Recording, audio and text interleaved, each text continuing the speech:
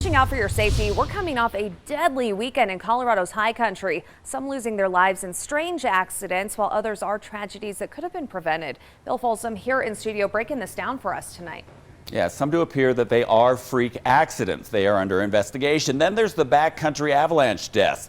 There are warnings and resources to avoid avalanche danger. A skier from out of state dies on a ski lift at Vail. His coat apparently tightened around his neck and cut off his air supply when he fell through the lift chair. Still not sure exactly how it happened, but it's a tragedy. Questions of how the tangle happened and why the victim couldn't break free remain unanswered and are under investigation. The resort says the lift and chair were examined and everything was functioning properly.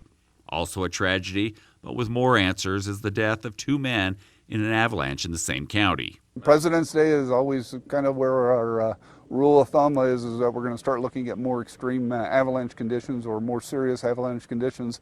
And true to form, it's happening. The Colorado Avalanche Information Center posted warnings of rising avalanche dangers over the weekend. The men were on monotracks, a kind of motorcycle snowmobile cross.